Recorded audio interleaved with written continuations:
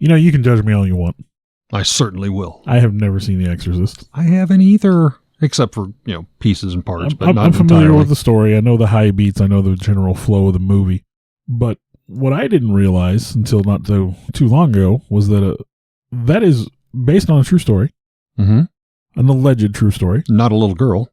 And a big chunk of it happened here in Missouri, in St. Louis. Yeah, not so far from us. Yeah, and I mean, who would have thought? I mean, regarded as one of the scariest horror movies of all time, who would have believed that this is inspired by a true story? Now, some of it is exaggerated for film, but the film actually leaves some of the story out, too. So we're going to discuss the exorcism of Roland Doe. The real story. From a child born into this world, we are taught what to believe. Closed-minded we become, fearful to be deceived. Still we desire to know what lies beyond that locked door. The art of the storyteller, conjuring tales of legend and lore. History hidden, lost knowledge, things forgotten and the unknown. These are the things that direct us and will set the tone. Welcome, friends, to another episode of Nightmares on the Lost Highway.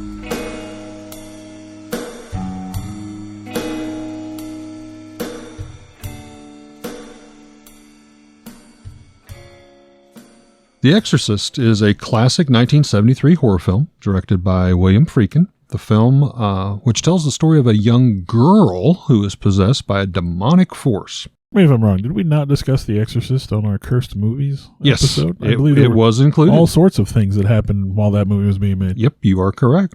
It is one of the highest grossing horror films of all time, and critics praise it as truly a terrifying film experience. But many people, of course, don't realize that popular horror film was actually inspired, as Bill said, on a true story. Blatty's book, The Exorcist, sold more than 13 million copies in the U.S. alone. 13 million copies. The film earned him an Academy Award and a Golden Globe in 1974. It was the first horror movie to be nominated for a Best Picture Oscar. But is it real? Did it really happen?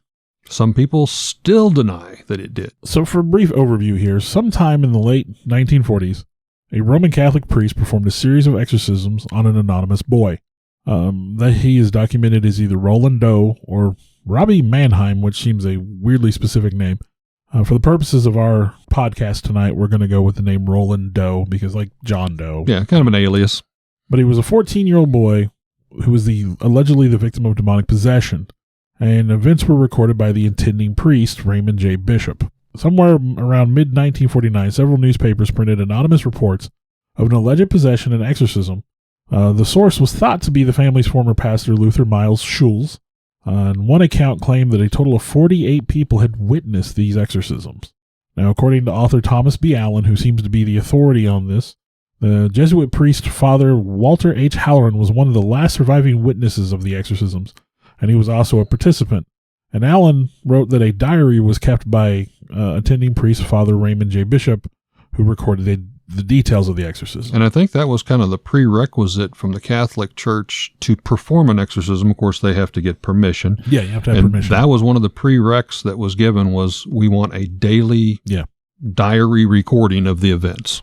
Now, as I begin to recount the story and I go through the history of it, depending on your sources, it's a little hard to figure out when certain religious figures got involved, Halloran, Bishop, and them. So if I get their involvements wrong, I do apologize. I had multiple sources here, and while one group would say, or one source would say, like, oh, this guy wasn't involved until St. Louis, then another source may say, oh, no, he was involved before they got to St. Louis. Yeah. So I tried to put together the story as best I could and follow the clearest timeline. So if there's a little bit of confusion, understand that multiple sources kind of had conflicting information. So I mean, the story was, like 70 years ago? Yeah. So start at the beginning.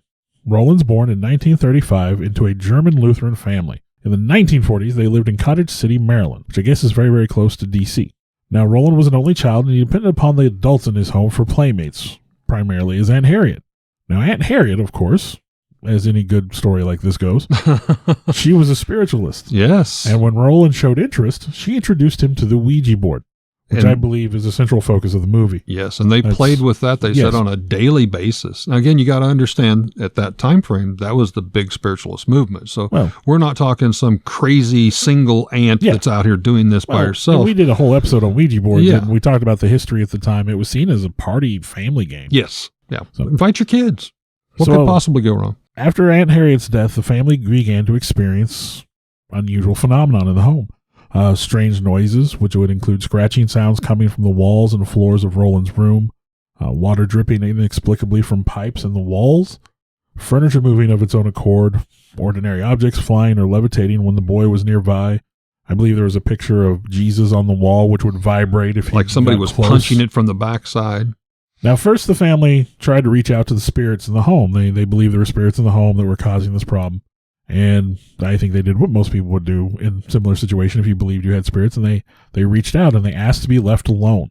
Hey, we've had enough of this. This is making us uncomfortable. We don't feel safe. This is our space. Back off. This only seemed to make things worse. They did, I think you touched on it, they did believe that after the aunt died that it could just be her trying to communicate. Because I guess she kind of had that prankster style. And in one of the incidences, they called out, was it Gertie? I can't remember. Aunt Harriet, thank you. Aunt Harriet, are you with us here tonight? And a chair literally got knocked over. Yeah. In the room. And they're like, oh, yes, it is her.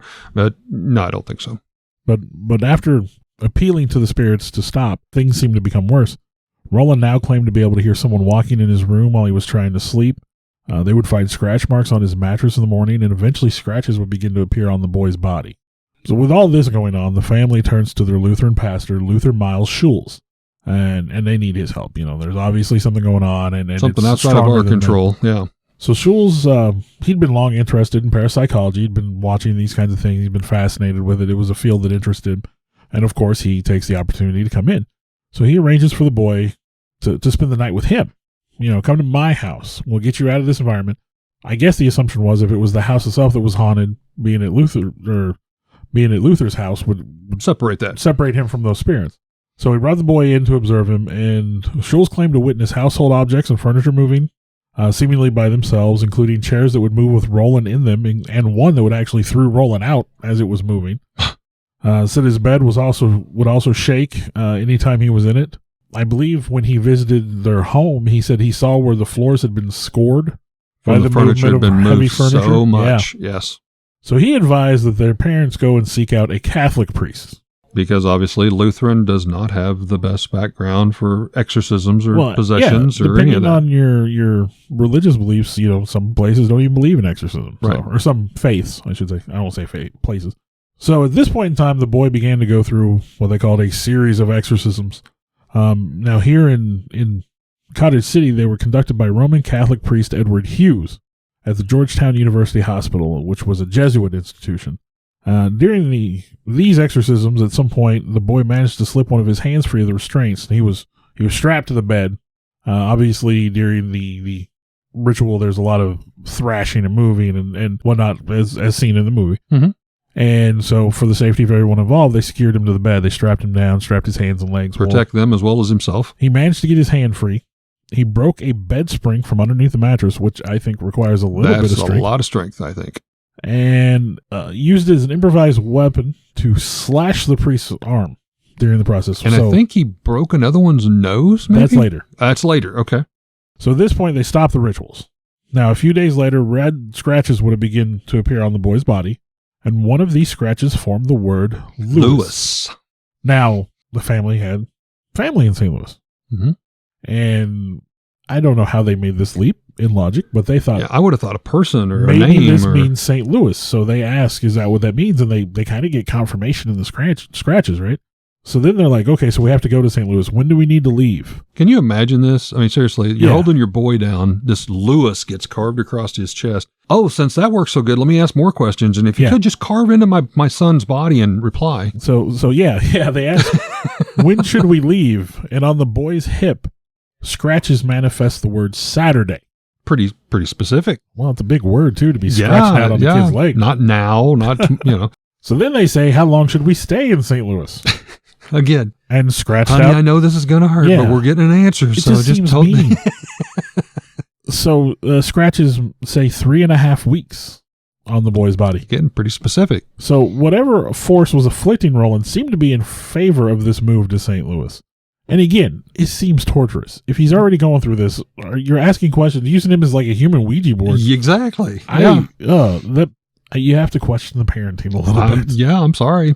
So now, like I said, they had family in St. Louis. They knew they could go there and stay with some folks. So they traveled to St. Louis sometime early March 1949. Now, remember, when I give dates or I give specifics, they kind of bleed over. A lot of this it was sort of anonymous and no one really, I don't think. Well, the church does not want these records out there, for one thing. So, you've got people that were there or said they were there or witnessed things. It's real easy to get off. Like I said about the involvement of the different priests. If I get something wrong, it's because there's conflicting information. So Roland has a cousin there, and his cousin contacts one of his professors at St. Louis University, which is Raymond J. Bishop. Bishop gets in contact with William S. Bodern, another associate of his, and they're both priests. They visit Roland in his relative's home. And while there, they claim to see additional scratches on the boy's body, flying objects, and the boy exhibits an aversion to anything sacred. So the crucifix, pictures of Jesus, anything. Holy water, yeah. At one point, Bodern attempts to protect Roland, in his own words, through a blessing and the placing of a crucifix under his pillow. Now they leave him to sleep, and they go back out of the room, and then they hear a commotion, some noise, and they go back, and the furniture in the room has been flipped over. The crucifix is sitting on the edge of the bed, vibrating, and the mattress is shaking uncontrollably. So it's another aspect from the movie. Now, the priest would also notice that there was a sort of predictable pattern to Ronald's behavior. He would be calm and normal during the day, but at night, after he would be put to bed, he would begin to exhibit this behavior, which would include screaming and wild outbursts. He would also enter into trance-like states and begin to make sounds in a guttural voice, sometimes speaking in Latin. So, I mean, young boys don't typically learn Latin these days. There was people already at this point, saying that this was just a single boy. He was just getting attention. He was I had read he was a bully. It out. He was a bully. He's doing it for attention. But still, I guess he started swearing and cussing at the ministers and the priests, and they're like, especially at that time frame in the late 40s. How else are you going to swear at a priest and not be held accountable? And, the devil made me do it.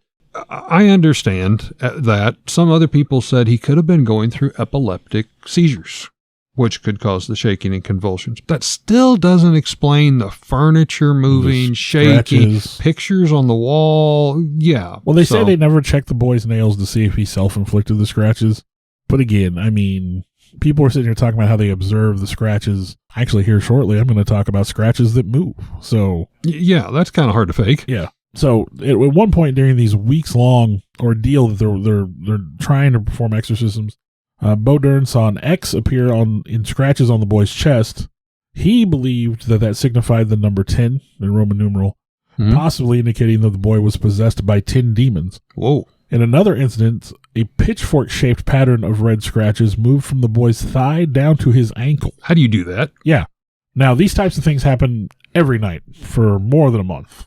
And at one point, and correct me if I'm wrong, you may have the dates there, they tried to baptize him. I didn't have a record of that. I had down here that they thought the family converted to Catholicism and tried to... I did have that they converted. They tried to have Roland baptized, but the young boy responded to their baptism attempts with unbridled rage. At one point, Roland was admitted to the hospital where a psychiatrist attempted to treat him but was ultimately unsuccessful.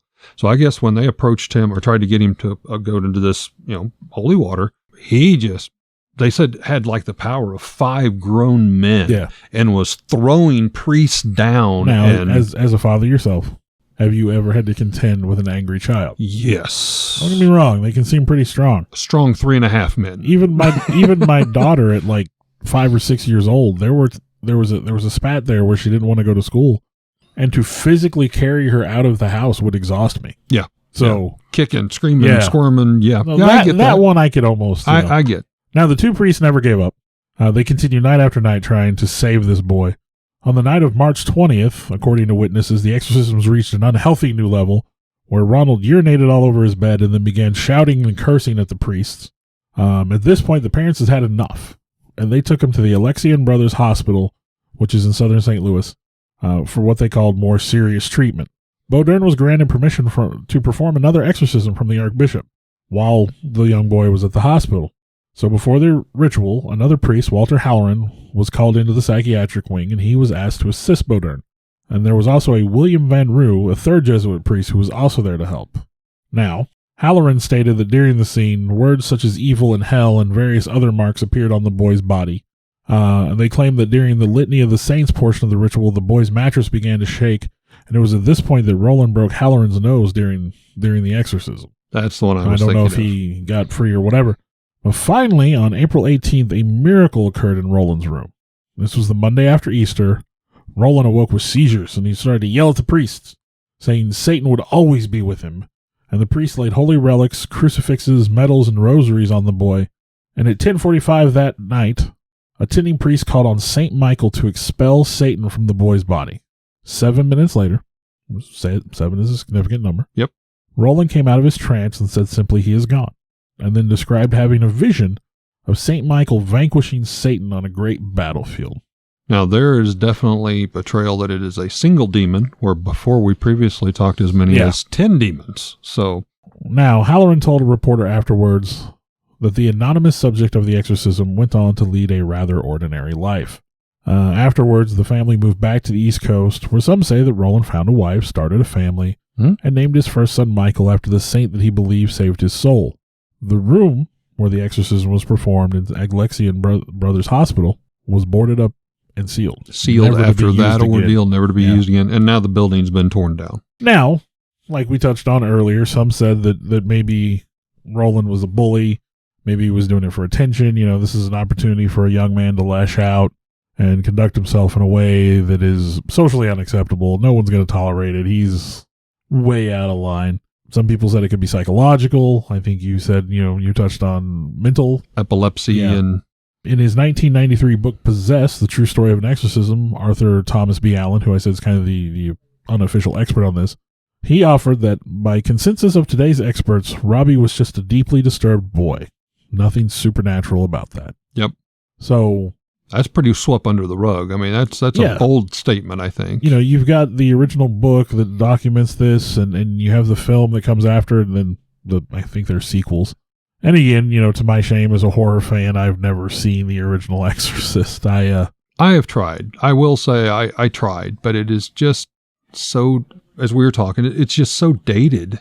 Well, I was going to say, frankly, by today's standards, it's pretty cheesy. And then doing the research for this, and you're hearing, and it was in newspapers all around when the movie came out, but even interviews with people, they were passing out and throwing up and having to leave the movie because they were so disturbed. And again, it was a different time. Like we said, even in our previous podcast about cursed movies, there were a lot of deaths associated with the movie. Some of the actors, family members of the actors. I mean, there was such a aura around that film and that story.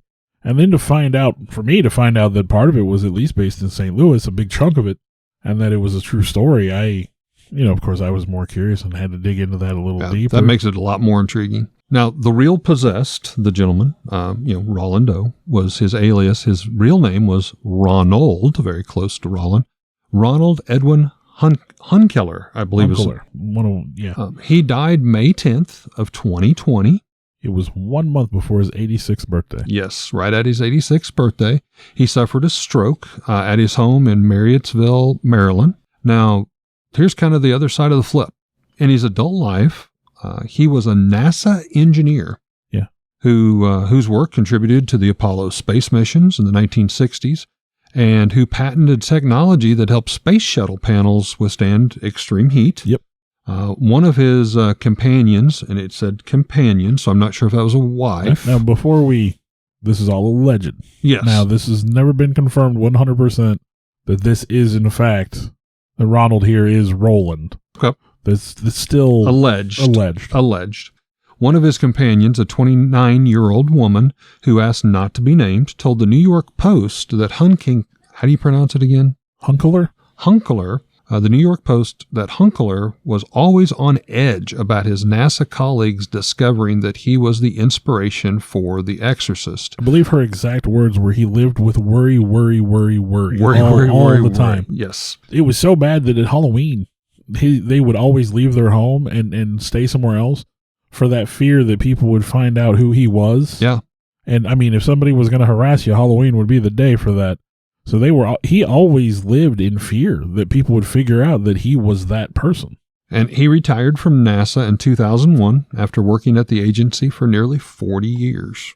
Now, you might ask, okay, we kind of shared with you the real story. We shared with you how well the Exorcist movie went on. One strange little detail about his passing is that just before his death, unexpectedly, unannounced, a Catholic priest arrived at his home.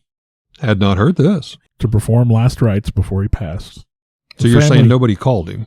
No one called him. The family had no idea. They didn't know he was going to arrive. They don't really know who he was. He introduced himself as a Catholic priest. I'm sure he introduced himself by name, but just showed up out of the blue one day right before Ronald passed away to perform last rites before he passed. And it really gave Ron a sense of peace, I guess, at the end, and his family, who said, well, I think you said partner. Companion.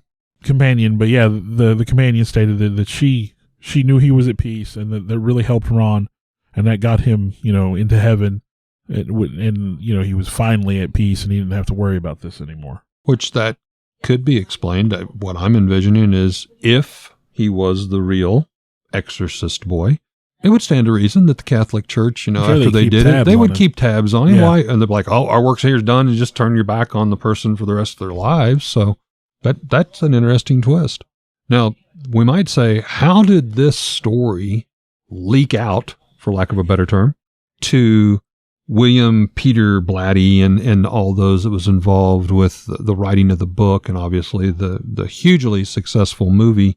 And that goes back to Blady's consulted bishops' journals, and he talked with the priest Bowdron in order to get the details of the exorcism for his fictional account of a similar story in his novel, The Exorcist. Now, Blatty's novel was quickly picked up and adapted into film. Now, you might say, so how did these two meet? Well, they were in the same Jesuit priesthood, and so they knew each other as friends. The Catholic Church, of course, is very strict, confidential, so no names were given, obviously. That's why still today we're saying the alleged death of Ronald Edward Hunkinkler. But enough of the story was being able to be passed down, and with what Blatty was wanting to do with just a spinoff, he just wanted details. So he went to the Jesuit priest and said, look, I heard this story, but I want to make it believable. And, obviously, I know you guys aren't supposed to talk a lot about this, and very few, even being involved in the Catholic Church, are exposed to this. It's kind of the next level. But could you at least enlighten me on some of the things that would have taken place? And so that's where the whole believability, and I think that may have been a reason at the time when the movie took off so well, because at least from that aspect, it was believable of how the church might respond. Yeah. And, it even hit a chord with a lot of the Catholics. As a matter of fact, they interviewed several priests of the Catholic Church during that time frame, and they said, this movie's been one of the greatest things for our church that there has been. People are coming to confessions. They're getting things off of their chests. They're coming forward. They're wanting to join a church. They want to believe in something good again. So I think that's the realism in which the story was done in the novel, as well as the movie, was just so believable that it struck a chord in that society. Well, I know I read a story not too long ago, or a book, and it was written by a guy who used to be a police officer in New York City, who now assists in exorcists. He may be, and I could be wrong, I think that, though, at one point they said he's the only non-Catholic priest who the Catholic Church actually trusts to perform exorcisms. And a lot of what he described in that book, which is just really unsettling at times, I'll say it that way.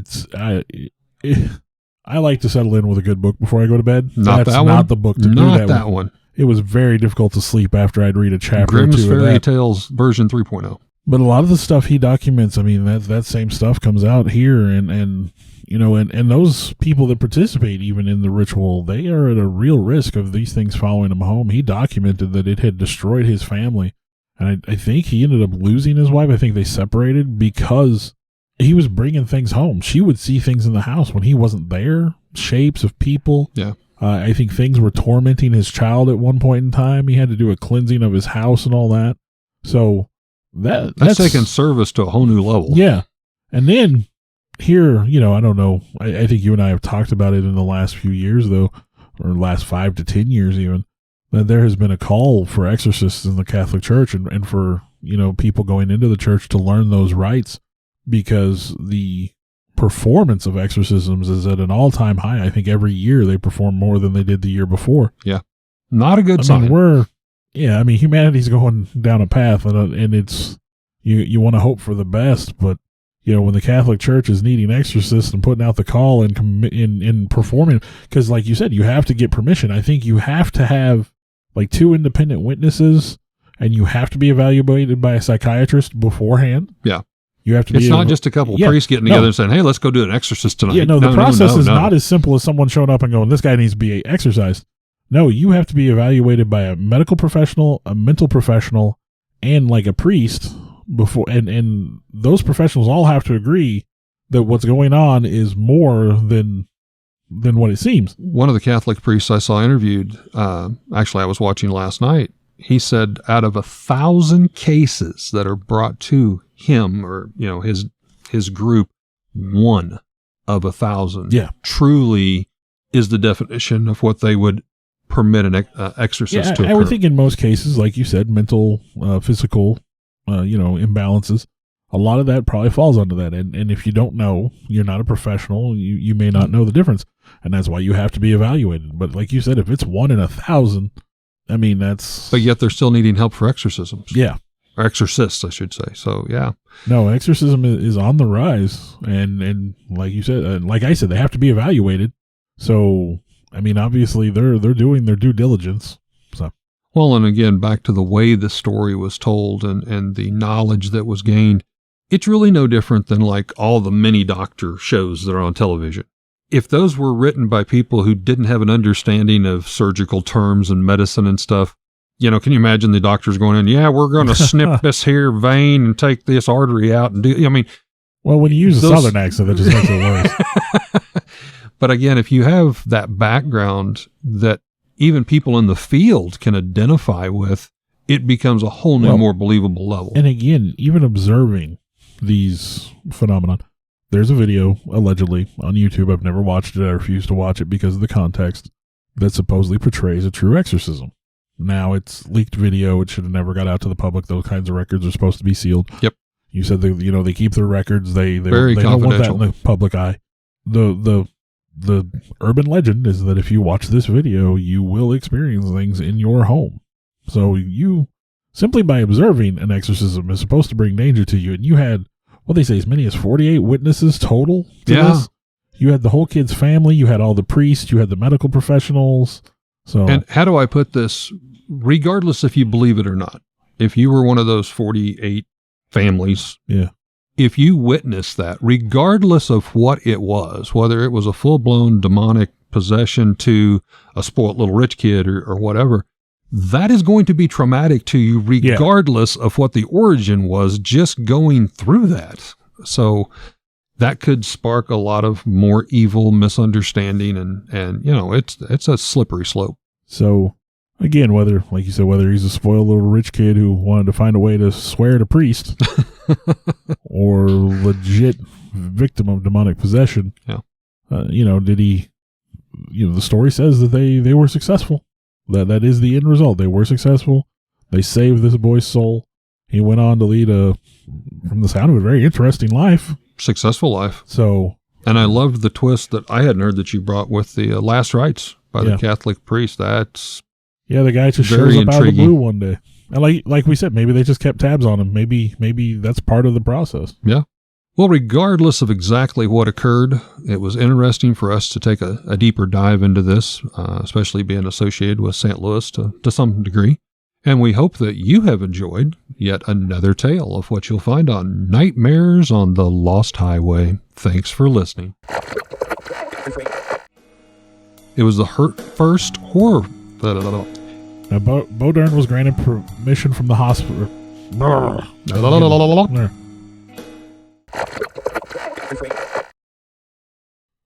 We'd like to give a shout out to our first paying sponsor, Raven's Loft. That's our family shop here located in Lebanon, Missouri.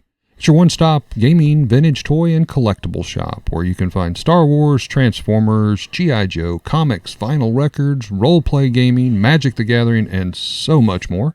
We're located here at 223 West Commercial, downtown Lebanon, and also in our second location, also here in Lebanon at the Heartland Antique Mall. We'd like to thank Raven's Loft for, again, supporting Nightmares on the Lost Highway. I want to take a time to thank the people that helped bring this all together. Alex Tudor, you can almost call him our producer at this point. Sarah Tudor, who also helps with some of the technical stuff. I want to take a moment to extend thanks to Eric for letting us use his space to record in, kind of our makeshift studio. I, in turn, would like to thank Bill for, one, putting up with me and using this camaraderie to do something we both very much love and enjoy doing, and thank Bill's family for allowing him to spend all the time to work and clean up our recordings and present them in what you hear in the final terms, the final edition, if you will. And I'd like to thank all of you for continuing to listen. I know we've got some loyal followers out there. We do this as a labor of love, but we're happy that there are people that enjoy it hopefully as much as we do. Thank you very much.